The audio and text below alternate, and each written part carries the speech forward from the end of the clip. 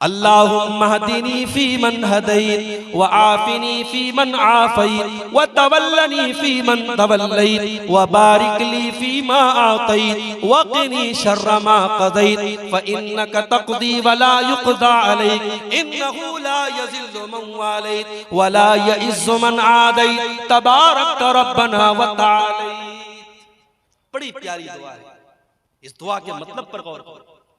आए अल्लाह, तू मुझे हिदायत दे दे और मुझे उन लोगों में शामिल कर दे जिनको तूने हिदायत दी है। व आफिनी फीमन आफैत, आए अल्लाह मुझे तू आफियत दे दे, चैन दे दे, सुकून दे दे और उन लोगों में शामिल कर दे जिनको तूने आफियत दी है।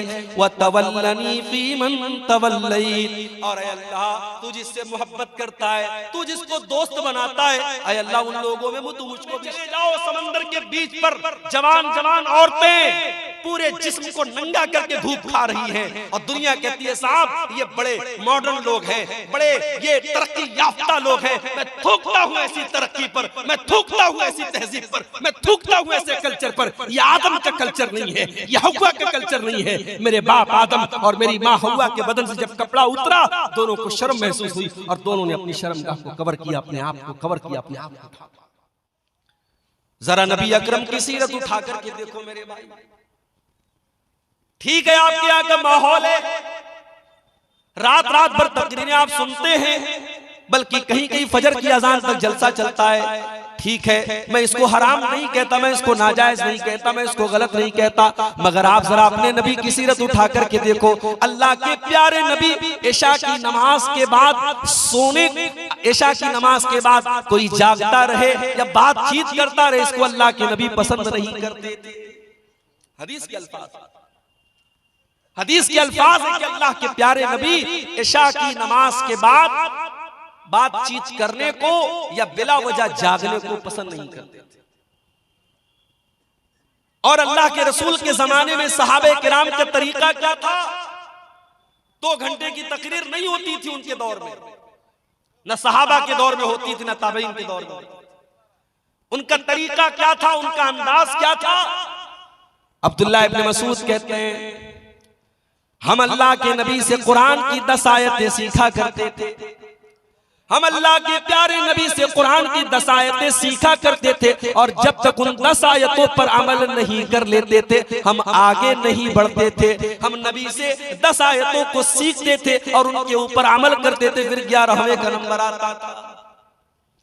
माफ करना मेरे भाई, हमारी कमी यही है और पानी यहीं पर मर रहा है।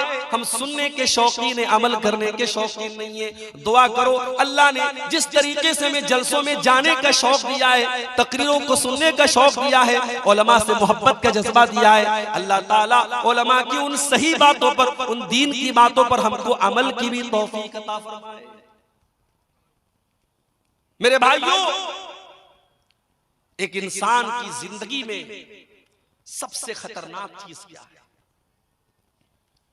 अगर हम गौर करें, हमारी जिंदगी में सबसे खतरनाक अगर कोई चीज है, सबसे डेंजरस, सबसे हानिकारक, सबसे नुकसानदेह अगर कोई चीज है तो उस चीज का नाम है गुनाह। भाई जो चीज आपको अल्लाह से दूर कर दे, जो चीज आपको शैतान की गोद में ले जाके बिठा दे, जिस चीज की वजह से कयामत के दिन आप नाकाम हो जाए, वो चीज आपके लिए कभी फायदेमंद नहीं हो सकती। वो दुनिया की सबसे खतरनाक चीज। इसीलिए अल्लाह ताला कुरान में कहता है ज़हरल फसादु फिल बर्रि वल बहरि बिमा कसबत अयदीन नास। मेरे बंदो, खुशकी के अंदर, तरी के अंदर, जमीन के ऊपर और समंदर के अंदर जहां पर भी तुमको फसाद नजर आ रहा है, जहां पर भी तुमको बिगाड़ नजर आ रहा है, जहां पर भी तुमको तबाही नजर आ रही है, बिमा कसबत अयदीन नास, ये लोगों के करतूतों का नतीजा है, ये लोगों के गुनाहों का नतीजा है, ये लोगों की बदअमालियों का नतीजा है। और आगे अल्लाह क्या कहता है? लियुज़ीक़हुम बादल्लज़ी अमिलू। मेरे बंदो, ये मुसीबतें जो तुम देख रहे हो, ये आफतें जो तुम देख रहे हो, ये परेशानियां जो तुम देख देख रहे हो ये तुम्हारे बाज़ अमाल की सजा है, ये हर गुनाह की सजा नहीं है। अगर अल्लाह हर गुनाह की सजा दे दे, मा तरका ला ज़ारिहा मिन दाब्बा, तो जमीन के ऊपर कोई जानदार ही बाकी न बचे। कुछ गुनाहों की सजा अल्लाह दुनिया में देता है, मुसीबतों की शक्ल में, परेशानियों की शक्ल में, तबाही की शक्ल में। इसका मतलब यह हुआ कि कायनात में जहां पर भी बिगाड़ नजर आ रहा है, उसके पीछे रीजन क्या है, कारण क्या है, वजह क्या है? इंसान के गुनाह है, इंसान की नाफरमानी है। और आगे बढ़िए, कुरान का पहला पारा उठाइए। वकुलना या आदम उस्कुन अंत व ज़ौजुकल जन्ना फकुला रगदन मिन हैसु शितुमा वला तक़रबा हाज़िहि शजरा। ऐ आदम, जन्नत में आराम से अपनी बीवी के साथ, हव्वा के साथ तुम रहो, जो चाहे खा लो, जो चाहे पी लो, जहां चाहे मौज मस्ती करो, लेकिन ऐ आदम है हव्वा, इस पेड़ के करीब न जाना, इस दरख्त के करीब न जाना। अल्लाह ने मना कर दिया एक पेड़ के बारे में, इस पेड़ के करीब न जाना। अब हमारा नौजवान क्या पूछता है, शेख साहब उस पेड़ का नाम क्या था, तुझे खाना है क्या? क्यों पूछता है? हमारी आदत है फजूल सवालात करने की, जिस सवाल का कोई मकसद नहीं वो सवाल करते हैं। आदम अलैहिस्सलाम को अल्लाह ताला ने एक पेड़ के करीब जाने से मना किया। पेड़ किस चीज का था, इसका क्या मतलब है? अल्लाह ने पेड़ का नाम नहीं लिया है, हमें जानने की जरूरत भी नहीं। अल्लाह ने कहा आदम ऐ हव्वा, इस पेड़ के करीब न जाना, अगर जाओगे फतकूना मिनज़ ज़ालिमीन, तो तुम जालिमों में से हो जाओगे। फ़अज़ल्लहुमा शैतानु अन्हा फ़अख़रजहुमा मिम्मा काना फ़ी। शैतान ने हमारे बाप आदम को और हमारी माँ हव्वा को दोनों को बहका दिया। अवाम में ये बात भी मशहूर है कि इब्लीस ने हजरत हव्वा को बहकाया और हजरत हव्वा ने आदम को बहकाया। ये गलत बात है, ये कुरान के खिलाफ बात है। कुरान कह रहा है दोनों को बहकाया, दोनों की कॉमन गलती थी, सिर्फ हव्वा की गलती नहीं थी, ये आदम की भी गलती थी, ये हजरत हव्वा की भी गलती थी। अच्छा, शैतान ने ऐसे ही डायरेक्ट जाकर नहीं बहका दिया, शैतान दोस्त बन के आया, शैतान हमदर्द बन के आया और कहा ऐ आदम ऐ हव्वा, मैं तुमको एक पेड़ के बारे में बताता हूं, उस पेड़ के फल को अगर तुम खा लोगे, ऐ आदम ऐ हव्वा, तुम हमेशा हमेश के लिए जन्नत में रहोगे, हमेशा हमेश के लिए तुम जन्नत में रहोगे या फरिश्ते बन जाओगे। गौर करो, शैतान हमारे बाप आदम को बहका भी रहा है तो क्या कह के बहका रहा है? अंतकूना मलकैनी, ऐ आदम ऐ हव्वा, इस पेड़ को खा लो तुम फरिश्ते बन जाओगे। आदम अलैहिस्सलाम को ये ना समझ में आया कि अल्लाह ताला ने मेरा मकाम तो ये बनाया कि जब मुझे पैदा किया तो फरिश्तों को हुक्म दिया कि आदम के आगे सजदा करो, और शैतान मुझसे कह रहा है ऐ आदम तू इस पेड़ को खा जाओ तो तुम फरिश्ते बन जाओगे और हमेशा हमेशा जन्नत में रहोगे। अल्लाह ने उससे बड़ा मकाम दिया था, लेकिन शैतान ने ऐसी पट्टी पढ़ाई कि हमारे बाप आदम को समझ में नहीं आया। पता ये चला मेरे भाई, हम उसी आदम की औलाद हैं और हम भी शैतान के आगे बेबस हो जाते हैं और कमजोर पड़ जाते हैं और अक्सर शैतान की चालों में आ जाते हैं। और ये भी पता चला शैतान दुश्मन बनकर के नहीं आता, शैतान दोस्त बनकर के आता है। वक़ासमहुमा इन्नी लकुमा लमिनन नासिहीन, शैतान ने कसम खाई, कहा आदम मैं कसम खाता हूं अल्लाह की, मैं तुम्हारा भला चाहता हूं, मैं तुम्हारा बुरा नहीं चाहता। हमारे सामने कोई अल्लाह की कसम खा ले, मैं मार्केट में जाता हूं, सामान खरीद लिया, सामान का रेट पूछा दुकानदार से, उसने कहा 100 रुपए का, मुझे लगा यार कुछ महंगा मिल रहा है, मैंने कहा यार 90 का दे दो, कहता है मौलवी साहब अल्लाह की कसम मैंने 80 का खरीदा। अब मौलवी साहब दुकान पर गए, दुकानदार ने अल्लाह की कसम खा ली, तो मौलवी साहब तो बेचारे मौलवी साहब होते हैं, अल्लाह का नाम सुन के पिघल जाते कि बेचारा कसम खा रहा है तो झूठ तो नहीं बोल रहा। अल्लाह वाले अल्लाह के नाम पर बड़ी आसानी से बेवकूफ बन जाते हैं। ये जुमला नोट कर लो, अल्लाह वाले अल्लाह के नाम पर बहुत आसानी से बेवकूफ बन जाते हैं। हैदराबाद जैसी सरजमीन पर मैं गया, वहां लोगों ने बताया मौलवी साहब बड़ी बड़ी दाढ़ी वाले और माथे पर सज्जे का निशान रखने वाले आज बिजनेस में हालत ये है, लाखों और करोड़ों का लोगों का माल लेकर के बैठे हुए हैं, दुकान बंद करके गायब है और लोग परेशान हैं। कितने लोगों ने माल बेचा है, पैसा लेने के लिए जा रहे तो दुकान बंद है, दाढ़ी इतनी बड़ी है और सज्जे का निशान इतना बड़ा है। आदमी धोखा खा गया कि इतना नेक इंसान है, ये तो फ्रॉड नहीं करेगा, ये तो धोखा नहीं करेगा। मेरे भाइयों, अल्लाह वाले अल्लाह के नाम पर बड़ी आसानी से बेवकूफ। इब्लीस ने कसम खाई, कहा मैं तुम्हारी भलाई चाहता हूं। आदम अलैहिस्सलाम ने उसकी बात मान ली और उस पेड़ को खा लिया जिस पेड़ के करीब भी जाने से अल्लाह ने मना किया। अच्छा, अल्लाह ने ये नहीं कहा मत खाओ, अल्लाह ने ये भी नहीं कहा आदम फल मत तोड़ो, अल्लाह ने कहा फल के करीब भी मत जाओ।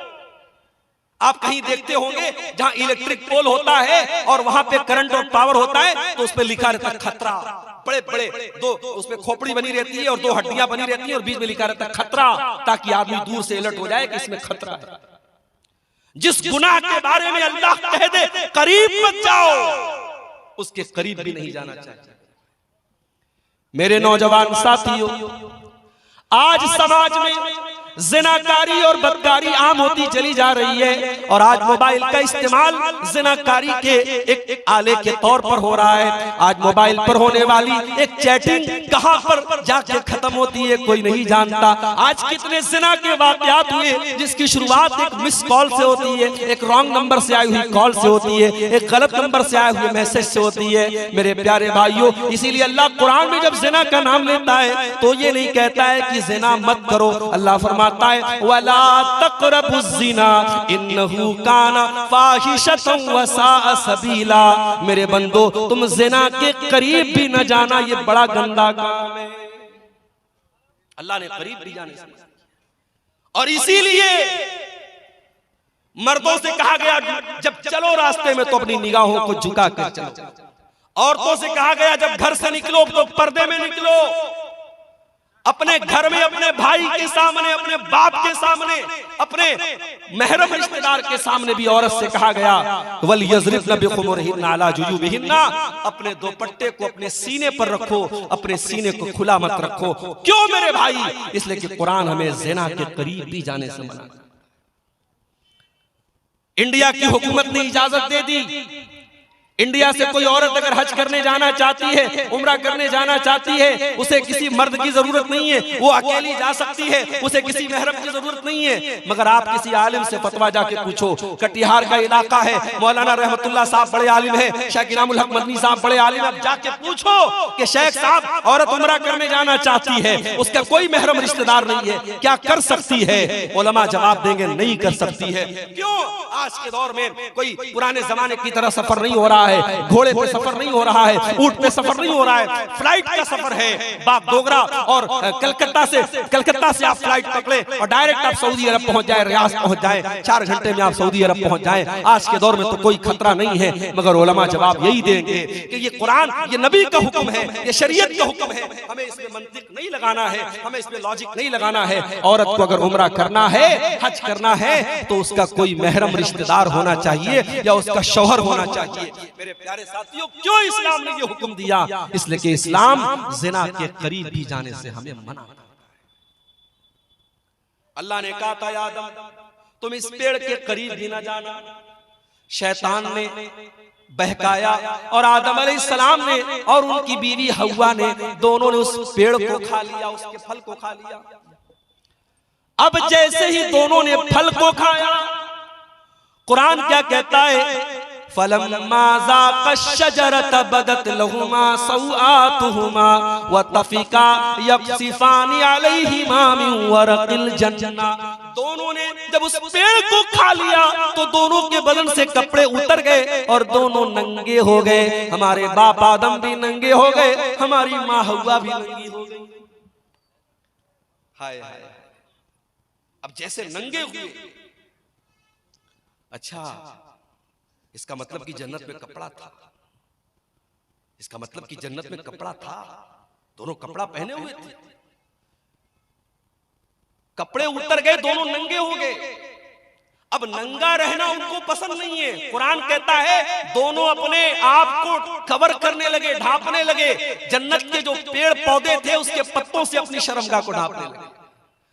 पता ये चला कि नंगा रहने वाला और नंगी रहने वाली औरत ये हजरत आदम की औलाद में से कहलाने की हकदार नहीं है। आदम का कल्चर ये नहीं है, ये हव्वा का कल्चर नहीं कि नंगा रहा जाए। आज चले जाओ, आपके इंडिया की बात कर रहा हूं, आप गोवा में चले जाओ, गोवा में चले जाओ, समंदर के बीच पर जवान जवान औरतें पूरे जिस्म को नंगा करके धूप खा रही हैं और दुनिया कहती है साहब ये बड़े मॉडर्न लोग हैं, बड़े ये तरक्की याफ्ता लोग हैं। मैं थूकता हूं ऐसी तरक्की पर, मैं थूकता हूं ऐसी तहजीब पर, मैं थूकता हूं ऐसे कल्चर पर। ये आदम का कल्चर नहीं है, ये हव्वा का कल्चर नहीं है। मेरे बाप आदम और मेरी माँ हव्वा के बदन से जब कपड़ा उतरा, दोनों को शर्म महसूस हुई और दोनों ने अपनी शर्मगाह को कवर किया, अपने आप को कवर किया, अपने आप को ढांका। अब अल्लाह ने कहा ऐ आदम मैंने तुमको मना किया था, ऐ हव्वा मैंने तुमको मना किया था उस पेड़ के करीब न जाना, तुमने पेड़ को क्यों खाया? ऐ आदम ऐ हव्वा तुमने बहुत गलत काम किया। मैंने बताया था शैतान तुम्हारा बहुत बड़ा दुश्मन है, फिर भी तुम शैतान की चाल में आ गए। अब हजरत आदम को एहसास हुआ, हजरत हव्वा को एहसास हुआ कि हमसे गलती तो बहुत बड़ी बड़ी। अब दोनों ने अल्लाह की बारगाह में हाथ उठाया। क़ाला रब्बना ज़लमना अनफुसना व इल्लम तग़फिर लना व तरहमना लनकूनन्ना मिनल ख़ासिरीन। दोनों ने पुकारा ऐ हमारे परवरदिगार, हमने ये गलती करके अपने ऊपर बहुत बड़ा जुल्म कर लिया, बहुत बड़ा अत्याचार कर लिया। एक नुक्ता बताओ, एक पॉइंट बताओ, कोई गुनाह करने वाला किसी और पर जुल्म नहीं करता है, सबसे पहले वो अपने ऊपर जुल्म करता है। जो हराम काम करता है, जो जिना करता है, जो शराब पीता है, जो जुआ खेलता है, जो नमाज नहीं पढ़ता है, जो अल्लाह को नाराज करने वाला कोई भी काम करता है, वो सबसे पहले अपने ऊपर अत्याचार करता है, अपने आप को हलाकत में डालता है। हमारे बाप आदम की दुआ हमें ये सबक दे रही है, रब्बना ज़लमना अनफुसना, ऐ हमारे परवरदिगार हमने अपने जान के ऊपर जुल्म किया है, व इल्लम तग़फिर लना व तरहमना, और अल्लाह अगर तूने हमें माफ न किया और तूने हमको नहीं बख्शा, तूने हम पर रहम न किया, लनकूनन्ना मिनल खासिरीन, ऐ अल्लाह हमसे ज्यादा खसारे वाला, हमसे ज्यादा नुकसान वाला कोई नहीं होगा। अल्लाह ने तौबा कबूल की। देखो गलती तो इब्लीस ने भी की थी। अल्लाह ने इब्लीस से कहा था आदम को सजदा करो, इब्लीस ने कहा मैं नहीं करूंगा। इब्लीस ने सजदा नहीं किया। गलती इब्लीस ने भी की, गलती आदम ने भी की, मगर इब्लीस का तरीका यह है कि गलती करके ढिठाई करो, चोरी करके सीना जोरी करो, गुनाह करके गुनाह की दलील दो। और आदम का तरीका यह है गुनाह हो जाए, गलती हो जाए, खता हो जाए, अल्लाह से माफी मांग लो। मेरे भाइयों, अब जो आदम की औलाद है, जो आदम से अपना रिश्ता जोड़ता है, उससे अगर कभी गुनाह हो जाए तो वो तौबा कर ले। इसीलिए अल्लाह के प्यारे नबी फरमाते हैं कुल्लु बनी आदम खत्ताउन व खैरुल खत्ताइन अत-तव्वाबून। ऐ आदम की औलाद तुम सबके सब गुनहगार हो, तुम सबके सब खताकार हो। आदम का हर बेटा खताकार है, हव्वा की हर बेटी खताकार है। अगर कोई कहता है साहब मौलवी साहब मैंने आज तक कभी कोई गुनाह नहीं किया है, झूठ बोल रहा है। कोई ये दावा कर ही नहीं सकता उसने कभी कोई गुनाह नहीं किया। हर इंसान के दामन पे कुछ न कुछ धब्बे जरूर है मेरे भाई। ये अलग बात है किसी के धब्बे नजर आते हैं और कोई चमकीला कपड़ा पहन के और व्हाइट कलर का कुर्ता पहन के और बेहतरीन टोपी लगा के निकलता है, उसका कपड़ा और उसका उजला कपड़ा उसके दामन के स्याह उसके कारनामों को छुपा लेता है, मगर दामन सबका गंदा है मेरे प्यारे भाइयों। अल्लाह के नबी कह रहे हैं आदम के तमाम बेटे खताकार हैं, लेकिन हाँ सबसे बेहतरीन खताकार वो है अत-तव्वाबून, जो खूब तौबा करता हो, जो खूब अल्लाह से माफी मांगता हो। मेरे प्यारे साथियों, गुनाह हो सकता है, गुनाह करने के बाद इंसान को तौबा कर लेनी चाहिए। जानते हो गुनाहों की वजह से दुनिया में जितनी कौमें तबाह हुई सब गुनाह की वजह से तबाह। कौम आद का नाम सुना है? अरे आज ये दुनिया की वो ताकतें जो गरीब मजबूरों को मार रही है, बेकसूरों को मार रही है, जाके बता दो उनसे कभी दुनिया में कोई कौम आद भी आई? ऐसी कौम थी कि बड़े बड़े पहाड़ों को काट के मकान बनाती थी, और कौम आद के लोग कहते थे मन अशद्दु मिन्ना कुव्वा, हमसे पावरफुल कोई नहीं है, हमसे ताकतवर कोई नहीं है, हमसे शक्तिशाली कोई नहीं है। जानते हो अल्लाह ने अंजाम क्या किया? फ़अम्मा आदुन फ़उहलिकू बित्ताग़िया, अल्लाह ने ऐसा अज़ाब भेजा कि आसमान से कौम आद के ऊपर ऐसी चिंगाड़ की आवाज आई, ऐसी आवाज आई, उन आवाज को सुन करके उनके कान के साथ साथ उनके दिल भी फट गए, उनके कलेजे फट गए और वो वहीं पर मर गए। ऐसी आवाज आई आसमान से, अपने आप को ताकतवर कहने वाले कौम आद, उनके कलेजे फट गए और वो मरे पड़े रहे। व अम्मा समूदु फ़उहलिकू व अम्मा आदुन फ़उहलिकू बिरीहिन सरसरिन आतिया सख्खरहा अलैहिम सबअ लयालिन व थमानियत अय्यामिन हुसूमन फतरल कौम फीहा सरा। कौम समूद के ऊपर अजाब आया, आसमान से आवाज आई, और कौम आद के ऊपर क्या अजाब आया? अल्लाह ने 8 दिन लगातार ऐसी हवा चलाई, पटक पटक के अल्लाह ने मारा, और कौम आद के लोग जमीन पे ऐसे मरे पड़े थे, उनकी खोपड़ी अलग है, उनका धड़ अलग है, उनका सर अलग है। अल्लाह कहता है खजूर के सड़े हुए तरों की तरह जमीन पे पड़े थे। ये अंजाम कौम आद का हुआ। क्यों हुआ मेरे भाई? उन्होंने अल्लाह को नाराज किया था, उन्होंने गुनाह किया था। कौम समूद का ये अंजाम क्यों हुआ? उन्होंने हजरत शुएब की, उन्होंने हजरत सालेह की नाफरमानी की थी, और अल्लाह के हुक्म से जो ऊँटनी आई थी उस ऊँटनी को उन्होंने कत्ल कर दिया था। जब जब धरती पर पाप हुआ है, जब जब धरती पर गुनाह हुआ है, धरती पर अल्लाह का अज़ाब आया है। और आगे बढ़ी, हजरत लूत अलैहिस्सलाम की कौम की हालत देखिए। ये आने वाले मुसाफिरों को लूट लिया करते थे, ये डाका डाला करते थे, और ये अपनी औरतों के बजाय मर्द मर्द के साथ अपनी शहवत पूरी करता था, मर्द मर्द से जिस्मानी ताल्लुक कायम करता था। ये इग़लाम बाजी किया करते थे, ये लौंडेबाजी किया करते थे, ये मर्द मर्द के साथ नाजायज काम किया करता था। आज भी समाज में ये गंदा काम करने वाले कान खोल करके सुन ले, इग़लाम बाजी करने वाला ये ज़िनाकारी से बड़ा गुनाह करता है।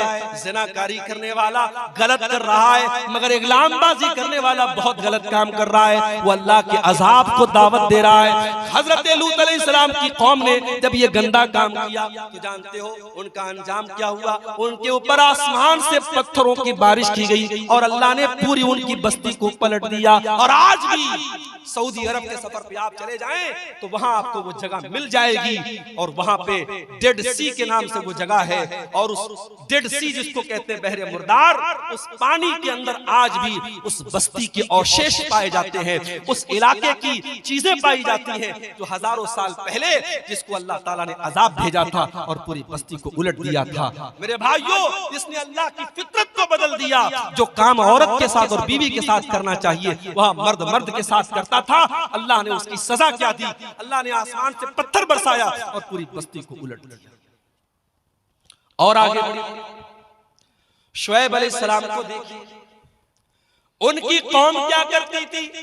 400 बीसी करती थी, अपने तराजू में डंडी मारा करती थी, और 1 किलो सामान देना होता था तो 900 ग्राम दिया करती थी, नाप तोल में कमी किया करती थी, 400 बीसी किया करती थी। अल्लाह ने हजरत शुएब अलैहिस्सलाम की कौम पर आसमान से ऐसी बदली भेजी, उनको जब बारिश थम गई और गर्मी लगने लगी और आसमान में बदली नजर आई, उनको लगा कि बारिश होगी, वो जल्दी से बदली के नीचे जाके खड़े हो गए, और बदली से आग बरसने लगी और पूरी बस्ती का काम खत्म हो गया। अल्लाह ताला ने ऐसा अजाब भेजा हजरत शुएब की कौम के ऊपर। मेरे भाइयों, इतिहास बताता है, कौमों की तारीख बताती है, जब जब धरती पर अल्लाह की नाफरमानी हुई है, गुनाह हुआ है, अल्लाह का अजाब आया। इसीलिए अल्लाह कुरान के 20वें पारे के लास्ट में फरमाता है, फकुल्लन अखज़ना बिज़ंबिही फमिनहुम मन अखज़तहु सयहतु वमिनहुम मन अरसलना अलैहि हासिबा वमिनहुम मन खसफना बिहिल अर्द वमिनहुम मन अगरकना। मेरे बंदो, हमने हर कौम को जिसको हलाक किया उसके गुनाह की वजह से हलाक किया। किसी के ऊपर आसमान से पत्थर बरसाया, किसी के ऊपर आसमान से आवाज आई, और किसी को जमीन में धंसा दिया, और किसी को समंदर में डुबा डुबा के मार दिया। एक साहब थे, उनका नाम था फिरौन। वो क्या करता था? बच्चों को मरवा देता था, बच्चों को मरवा देता था। अच्छा, फिरौन का नाम हम सुनते हैं, कहते बड़ा जालिम है। और इस्राइल का नाम आता है तो हमारे कुछ लोग यूट्यूब पर और ट्विटर पे कहते हैं आई स्टैंड विद इस्राइल, में इस्राइल के साथ खड़ा। अरे जालिमों, ये बहस छोड़ दो। इस्राइल में जुल्म किसके ऊपर हो रहा है, किस कम्युनिटी पर हो रहा है, किस कौम पर हो रहा है? ये सोचो, पिछले चंद महीनों में गाजा की सरजमीन पर हजारों छोटे छोटे बच्चे मार दिए गए। उनकी कटी फटी लाशें जाके देख लो मेरे भाई, आपके मुंह से निवाला न उतरेगा, आपके हलक से खाना न उतरेगा।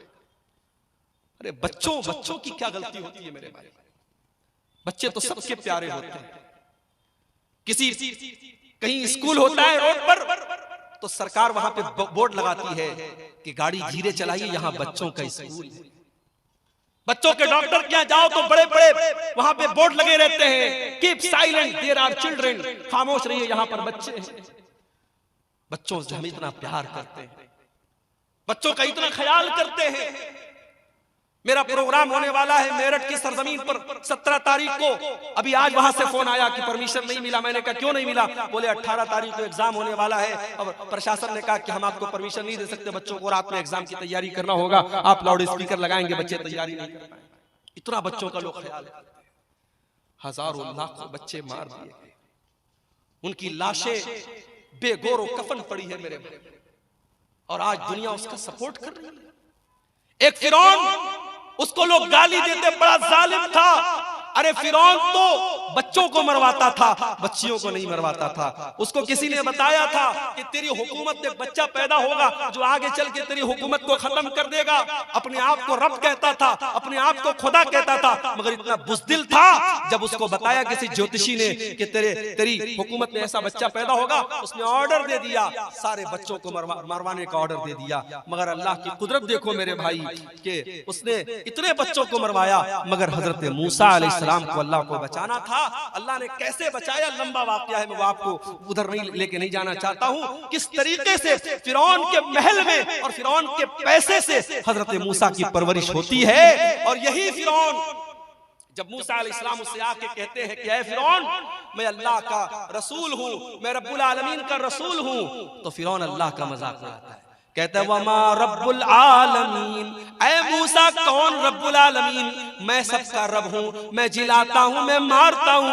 वहाज़िहिल अनहारु तजरी मिन तहती, ऐ मूसा मैं मिस्र का बादशाह हूँ, और ये बड़ी बड़ी नदियाँ मेरे महल के पास से गुजरती हैं। मैं इन नहरों का मालिक हूँ, मैं इन नदियों का मालिक हूँ। ऐ मूसा तू तो ढंग से बोल भी नहीं सकता है, तू क्या मेरा मुकाबला करेगा? ऐ मूसा कौन है तेरा अल्लाह? ऐ हामान जल्दी से सीढ़ी लाओ, मैं चढ़ के देखूं कि मूसा का रब क्या कर रहा है, मूसा का अल्लाह क्या कर रहा है। उसने अल्लाह का मजाक उड़ाया, उसने मूसा के रब का मजाक उड़ाया। अल्लाह ने अंजाम क्या किया? उसी फिरौन को जो अपनी हुकूमत पर बड़ा नाश किया करता था, अल्लाह ने पानी में डुबो डुबो करके मार दिया। वमिनहुम मन अगरकना, हमने बहुत सारे लोगों को जमीन में डुबा डुबा के मार दिया। अल्लाह का अज़ाब मेरे भाई गुनाहों की वजह से आता है। ये गुनाह बड़े खतरनाक होते हैं मेरे भाई। हमारे घर में कॉकरोच आ जाए, हम दवा लाते हैं। हमारे कमरे में चूहा आ जाए, हम चूहे को पकड़ने की मशीन लाते हैं। क्यों? क्योंकि हम ये मानते हैं कि हमें नुकसान पहुंचा रहा है। ये चूहे हमारे खाने पीने की चीजों को कतर जाएंगे, हमारे कपड़ों को बर्बाद कर देंगे, हम उनके लिए इंतजाम करते हैं। मेरे भाई, हम चूहों को भगाने का इंतजाम करते हैं, हम कीड़ों को भगाने का इंतजाम करते हैं, हम मच्छरों के लिए मच्छरदानी का इंतजाम करते हैं। और दुनिया की सबसे खतरनाक चीज है गुनाह। हम गुनाह से बचने की कोई कोशिश नहीं करते। सबसे खतरनाक चीज है गुनाह मेरे भाई। और जानते हो, गुनाह का असर बॉडी पर बाद में पड़ता है, गुनाह का असर सबसे पहले दिल पर पड़ता है। और नोट कर लो मेरी बात, मैं नौजवानों से कहना चाहता हूं, कभी खूबसूरती पर नाज मत करना, कभी अपने हुस्न पर नाज मत करना। अल्लाह को खूबसूरती और हुस्न से मतलब नहीं है, अल्लाह को तुम्हारे दिल से मतलब है। इन्नल्लाह ला यंजुरु इला सुवरिकुम व अजसामिकुम, अल्लाह के नबी फरमाते हैं अल्लाह तुम्हारे चेहरों को नहीं देखता है, अल्लाह तुम्हारे जिस्म को नहीं देखता है, अल्लाह तुम्हारे दिल को देखता है। इसीलिए अल्लाह के नबी फरमाते हैं इंसान की बॉडी में, इंसान के शरीर में एक हिस्सा ऐसा है, इज़ा सलुहत सलुहल जसदु कुल्लुहु, अगर वो सही है तो इंसान की बॉडी सही है, अगर वो गड़बड़ है तो इंसान की बॉडी गड़बड़ है। अला वहियल क़ल्बु, अल्लाह के नबी अपने सीने की तरफ इशारा करके फरमाते हैं ओ लोगों, वो दिल है, वो दिल है, वो दिल है। दिल का दुरुस्त होना बड़ा जरूरी है। कयामत के दिन अल्लाह ये नहीं पूछेगा तुम फेयर एंड लवली लगाते थे कि नहीं लगाते थे, फेयर एंड हैंडसम लगाते थे कि नहीं लगाते थे, तुम फेस वॉश से अपना मुंह धुलते थे कि नहीं धुलते थे, मेरी बहनों तुम कितनी देर मेकअप करती थी आईने के सामने खड़े होकर के। अल्लाह ये नहीं पूछेगा, अल्लाह क्या तो दिल देखा जाए।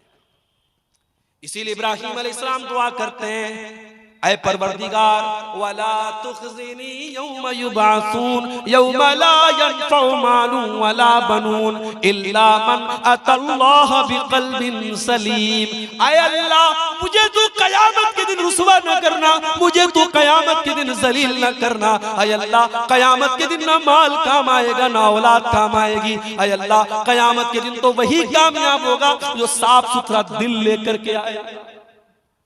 जब इंसान गुनाह करता है तो दिल नापाक हो जाता है, दिल गंदा हो जाता है, सबसे पहले दिल पर असर पड़ता है। इसीलिए कुरान का पहला पारा उठाओ, अल्लाह ताला जब यहूदियों के गुनाहों का तस्करा करता है, जब यहूदियों की नाफरमानियों का तस्करा करता है, तो अल्लाह क्या फरमाता है, सुम्मा क़सत क़ुलूबुकुम मिन बादि ज़ालिका फ़हिय कल हिजारति औ अशद्दु क़स्वा।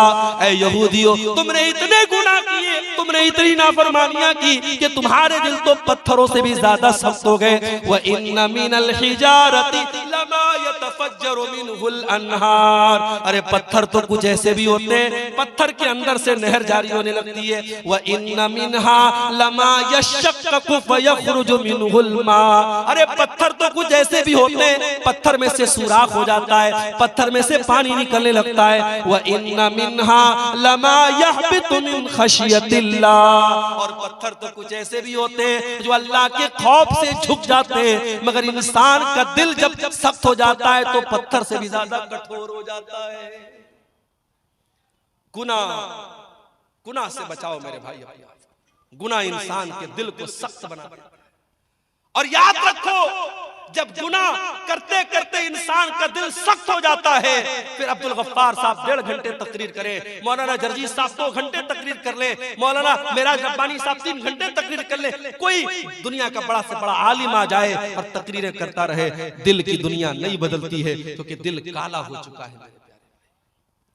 अल्लाह के प्यारे नबी फरमाते हैं जब बंदा कोई गुनाह करता है, नुकितत फी क़ल्बिही नुक्ततुन सौदा, उसके दिल के ऊपर एक काले रंग का धब्बा डाल दिया जाता है, उसके दिल पर एक काले रंग का धब्बा पड़ जाता है। अगर बंदा तौबा कर लेता है और माफी मांग लेता है अल्लाह ताला से, अल्लाह उस धब्बे को इरेज कर देता है, उसे मिटा देता है, उसे साफ कर देता है। लेकिन अगर बंदा दोबारा गुनाह करता है, एक और धब्बा उसके दिल पे डाल दिया जाता है। जब गुनाह पर गुनाह करता चला जाता है, हत्ता कल्बहू, यहाँ तक के पूरा का पूरा दिल काला हो जाता है। और जब दिल काला हो जाता है तो अल्लाह के नबी फरमाते हैं फिर दिल के ऊपर एक कवर चढ़ जाता है, एक लेयर चढ़ जाती है, और ये वही लेयर है जिसका तज़किरा कुरान के 30वें पारे में अल्लाह फरमाता है, कल्ला बल राना अला कुलूबिहिम मा कानू यक्सिबून। मेरे बंदो तुम्हारे गुनाहों की वजह से तुम्हारे दिलों के ऊपर पर्दा पड़ जाता है। गुनाहों से अपने हाथ को बचाओ मेरे भाई। और जानते हो गुनाह का एक नुकसान और है, गुनाह करने से इंसान की रोजी रोटी पर भी असर पड़ता है। दुकान अच्छी नहीं चल रही है, कारोबार में मंदी हो रही है, जो बिजनेस में हाथ लगा रहे हो बिजनेस सही तरीके से नहीं चल रहा है, जरा गौर कर लेना, जरा जायजा ले लेना, जरा ध्यान देना, कहीं कोई गुनाह तो नहीं कर रहे हो, रात में बैठ के शराब तो नहीं पी रहे हो, कहीं ज़िनाकारी में तो नहीं लगे हो, किसी नाजायज लड़की के साथ कहीं नाजायज ताल्लुक तो नहीं कायम करके रखा है, कहीं मोबाइल पर किसी से गंदी चीजें तो नहीं शेयर कर रहे हो। अगर कोई गुनाह कर रहे हो तो आपकी रोजी रोटी पर भी उसका असर पड़ेगा। अल्लाह कुरान में कहता है, ज़रबल्लाहु मसलन क़रियतन कानत आमिनतन मुतमइन्नतन यातीहा रिज़्क़ुहा रग़दन मिन कुल्लि मकान। अल्लाह ताला मिसाल दे रहा है एक बस्ती की। बस्ती बड़े चैन से, बड़े अमन से रहा करती थी और बस्ती वाले चैन से खाते पीते थे। फ़अज़ाक़हल्लाहु लिबासल जूइ वल खौफ़ि बिमा कानू यस्नऊन। जब बस्ती वालों ने गुनाह करना शुरू किया, अल्लाह ने रोजी रोटी का रास्ता बंद कर दिया और उस बस्ती के लोग भूखे मरने लगे।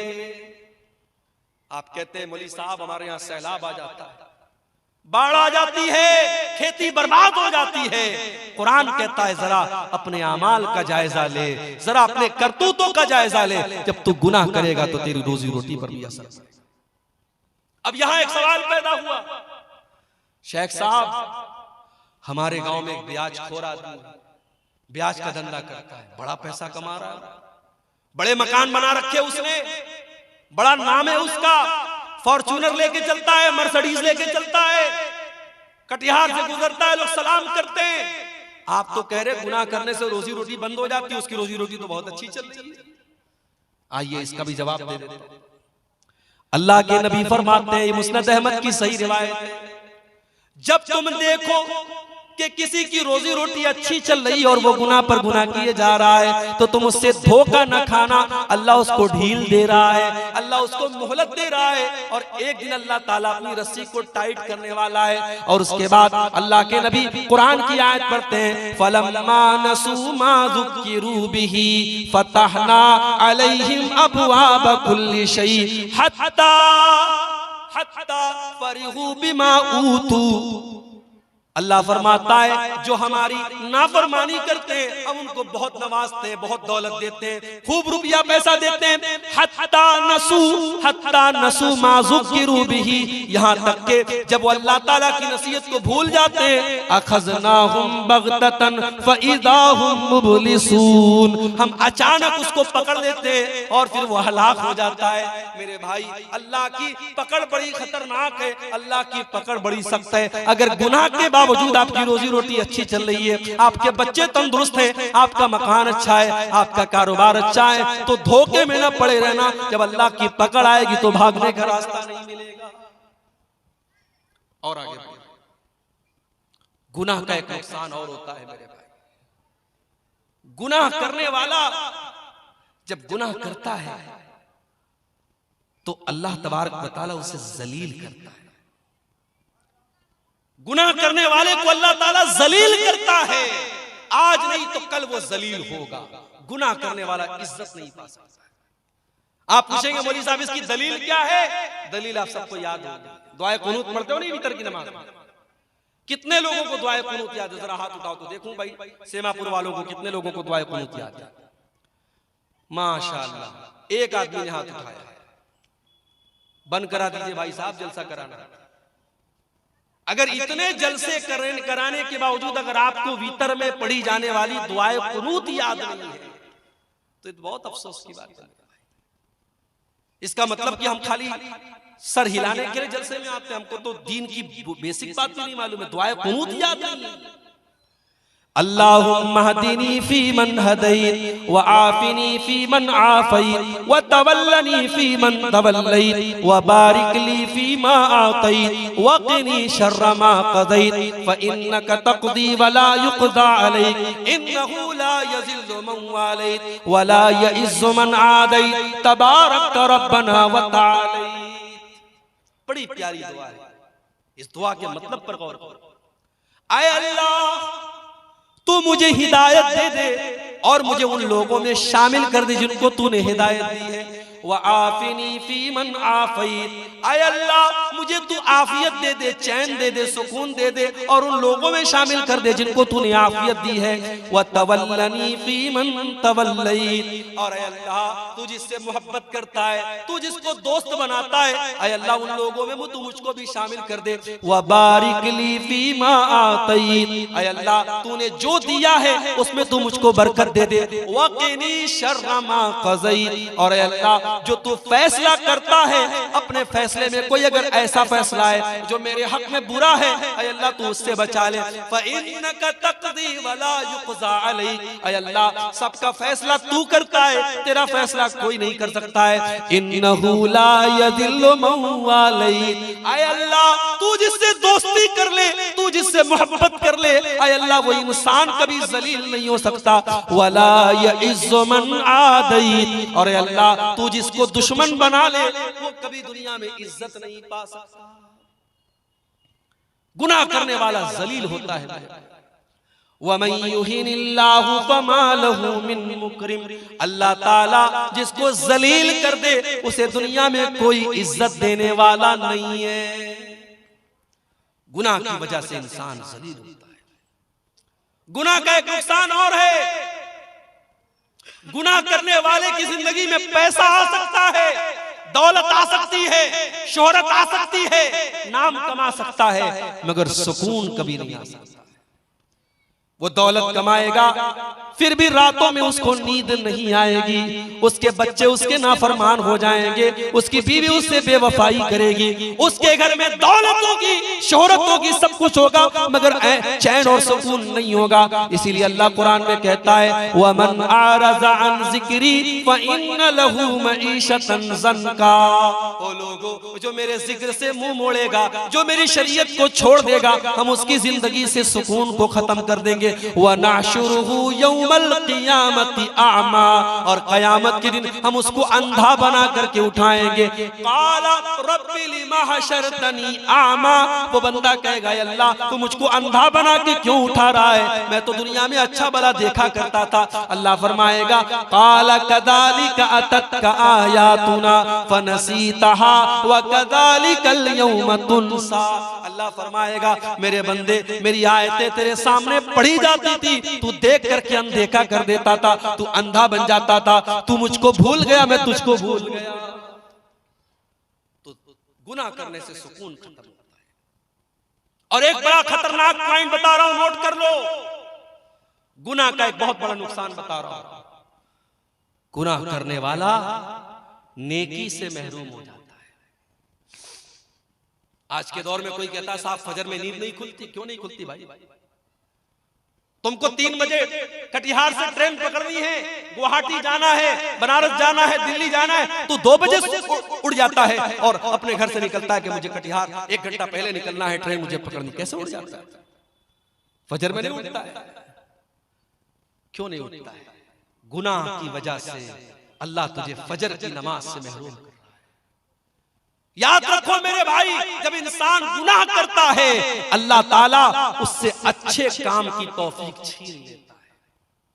और बड़े पॉइंट की बात बता रहा हूं, अगर अल्लाह ताला आपसे अच्छा काम ले रहा है, मस्जिदों में आप पैसा दे रहे हैं, मदरसों में आप चंदा दे रहे हैं, उलमा के ऊपर आप खर्च कर रहे हैं, दीन के ऊपर आप खर्च कर रहे हैं, किताबें छपवा के बांट रहे हैं, गरीबों की मदद कर रहे हैं, तो अल्लाह का शुक्र अदा कीजिए। अल्लाह आपसे काम ले रहा है, ये सबके बस की बात नहीं है। अल्लाह आपसे अपने दीन का काम ले रहा है।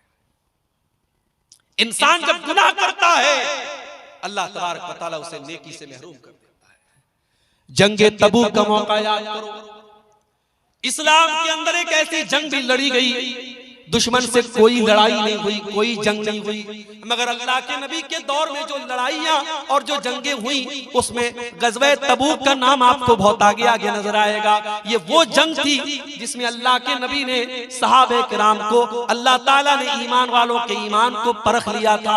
700 किलोमीटर का सफर करना था, मदीना से 700 किलोमीटर दूर जाना था, और उस दौर की सुपर पावर से मुकाबला करना था, रोमन एम्पायर से मुकाबला करना था। अल्लाह के नबी की की आदत थी जब लड़ाई के लिए घर से निकलते थे तो सहाबा को सही डायरेक्शन नहीं बताते थे। पूरब जाना होता था कहते थे पश्चिम जाना है, उत्तर जाना होता था कहते थे दक्षिण जाना है। अल्लाह के प्यारे नबी सही डायरेक्शन नहीं बताते थे, मगर जंगे तबूक एक ऐसी जंग है अल्लाह के नबी ने बिल्कुल सही डायरेक्शन बताया था और कहा था ऐ मेरे सहाबा हमें तबूक जाना है, हमें मदीना से 700 किलोमीटर दूर जाना है, हमें इस रास्ते पर जाना है।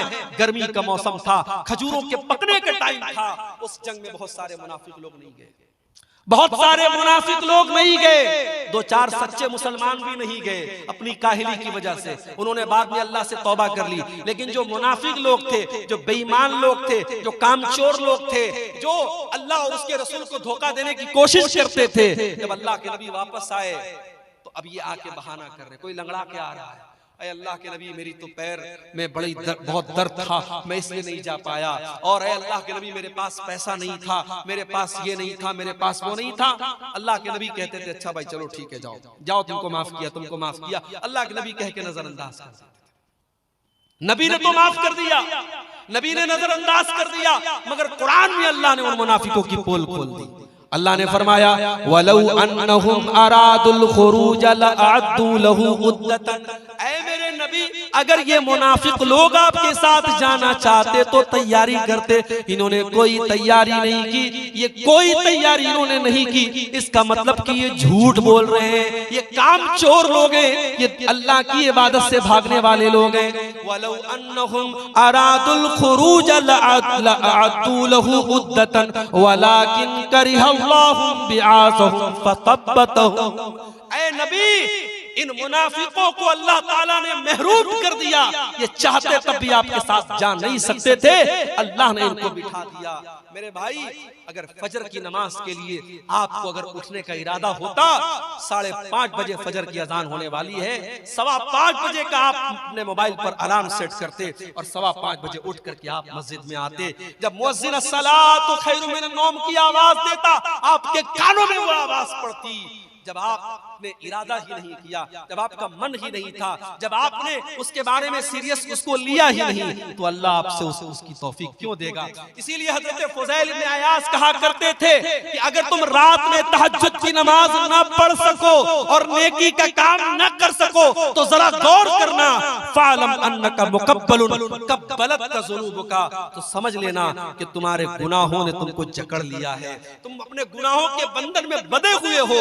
मेरे भाइयों अपने आप को गुनाहों के बंधन से मुक्त करो, जब तक गुनाहों के बंधन में हम बंधे रहेंगे अल्लाह ताला नेकी की तौफीक हमको नहीं देगा। अब 2-3 चीजें और बयान करके बात खत्म कर रहा हूं। गुनाह करने वाला जब गुनाह करता है, नोट कर लो मेरी बात, गुनाह करने से दुश्मनी बढ़ती है, नफरत बढ़ती है। 2 दोस्तों में दरार पैदा क्यों होती है? गुनाह की वजह से। 2 रिश्तेदारों में फूट क्यों पड़ती है? गुनाह की वजह से। अल्लाह के नबी फरमाते मा तवाद इस्नानी, जब 2 लोग एक दूसरे से मोहब्बत करते हैं, जब 2 लोग एक दूसरे से दोस्ती करते हैं, ताल्लुक कायम करते हैं, जब 2 लोग एक दूसरे से मोहब्बत करते हैं, उनके दरमियान नफरत तब पैदा होती है जब दोनों में से कोई एक अल्लाह को नाराज करता है। जब कोई गुनाह का काम करता है तो दोस्ती टूट जाती है।